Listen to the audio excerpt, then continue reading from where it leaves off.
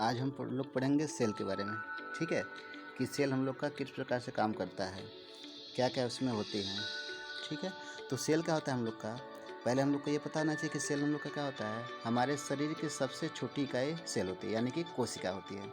कोशिका आपस में मिलके, ठीक है, ढेर सारी कोशिकाएं आपस में मिल जाती हैं तो क्या बनाती हैं, ये एक ऊतक का निर्माण करती हैं। ठीक है, अब ये ढेर सारे ऊतक आपस में अगर मिल जाए तो क्या करते हैं, ये एक ऑर्गन का निर्माण करते हैं। ठीक है, ऑर्गन जैसे हम लोग का क्या हो गया, हम लोग का हृदय हो गया, लीवर हो गया, ठीक है, किडनी हो गया, लंग्स हो गए, तो ये सब क्या है हम लोग के ऑर्गन।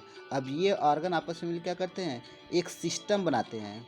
ठीक है, ये सिस्टम कहलाते हैं, जो क्या कहलाते हैं, ऑर्गन सिस्टम कहलाते हैं। जैसे रेस्पिरेटरी सिस्टम हो गया, सर्कुलेटरी सिस्टम हो गया, एक्सक्रेटरी सिस्टम हो गया।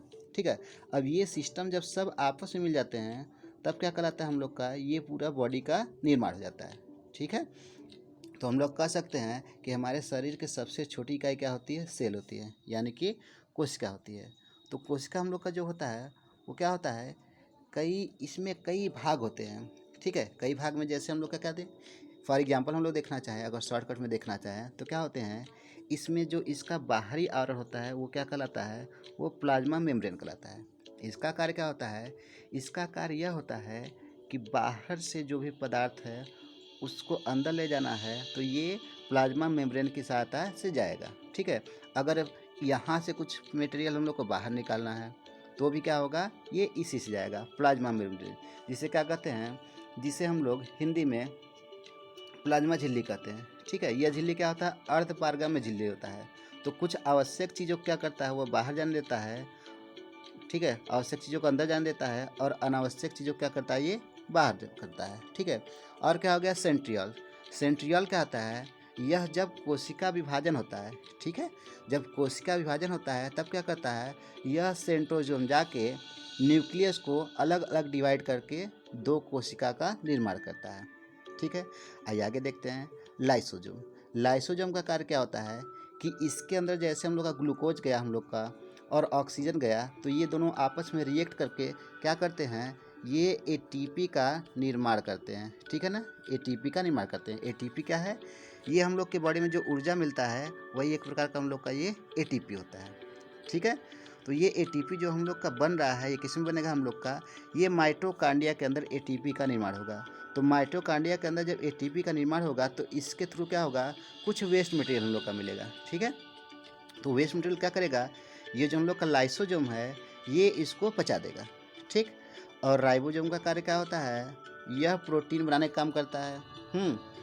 और रफ एंडोप्लाज्म क्या होते हैं, एंडोप्लाज्मिक रेटिकुलम के ऊपर क्या होते हैं, राइबोसोम जाके चिपक जाते हैं, जिसके कारण क्या होते हैं, इनका कार्य हो जाता है प्रोटीन सिंथेसिस, यानी कि प्रोटीन का संश्लेषण करना।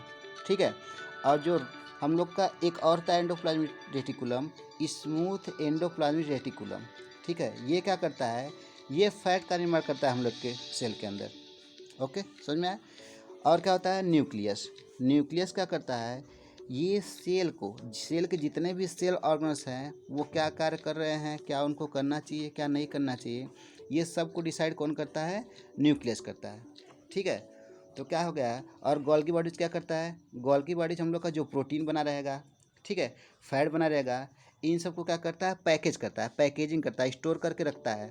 जब भी आवश्यकता पड़ेगा ये क्या करेगा, ये साइटोप्लाज्म में अंदर भेज देगा ये। ठीक है, साइटोप्लाज्म क्या है, ये जेलोनुमा स्ट्रक्चर होता है ये। ठीक है ना, जिस प्रकार से हम लोग देखते हैं कि कोई लिक्विड हम लोग का हो गया, ठीक है ना, जैसे हम लोग का चीनी और पानी का घोल हम लोग कर दे, बहुत गाढ़ा कर दे, जो सीरा होता है वो क्या होता है आपका, वो जो लिक्विड होता है उसी प्रकार से क्या होता है, साइटोप्लाज्म।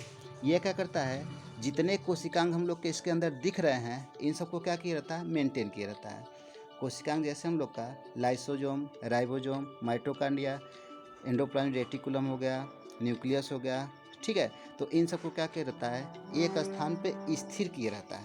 ठीक है, तो सेल के बारे में हम लोग को और अधिक जानकारी चाहिए तो क्या करेंगे, हम लोग अगले वीडियो में देखेंगे। ठीक है, अभी हम लोग देख लेते हैं इसके बारे में कुछ नॉर्मल जानकारी हम लोग का। जैसे हम लोग सेल की बात करें तो पृथ्वी की सबसे छोटी कोशिका जो होती है वो क्या है, माइकोप्लाज्मा है। ठीक है, पृथ्वी पर सबसे बड़ी कोशिका कौन है, शुतुरमुर्ग का अंडा होता है। ठीक है। शुतुरमुर्ग का अंडा भले ही बड़ा है, लेकिन वो क्या होता है, ये वो एक कोशिका होता है, ठीक है।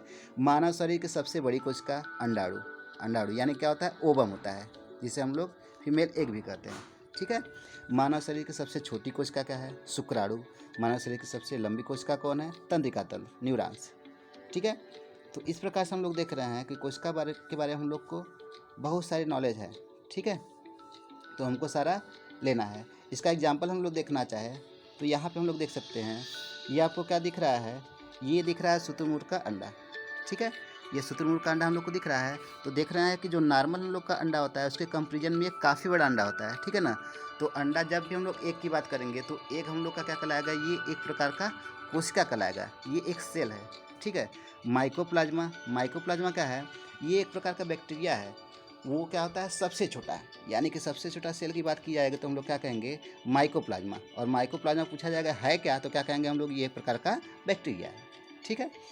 और अभी हम लोग बात कर रहे हैं सबसे लंबी कोशिका की। सबसे लंबी कोशिका कौन सा होता है, न्यूरॉन्स, जो कि मानव में पाया जाता है, ठीक है। ये दिख रहा है, ये आपका लगभग 1 मीटर लंबा तक हो सकता है, इतनी लंबाई इसकी होती है, ठीक है। और ये हम लोग को जो दिख रहा है, ये आपका क्या होता है, ओवम होता है, दिख रहा है, बड़ा दिख रहा है हम लोग का।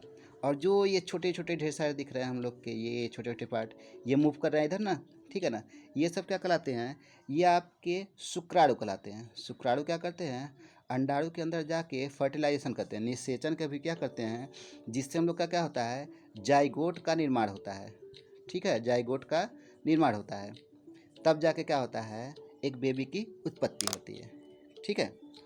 और भी इसके बारे में हमको जानकारी लेना है तो क्या करेंगे, हम लोग अगले वीडियो में देखेंगे। Thank you. वीडियो को शेयर एंड सब्सक्राइब करना ना भूलें।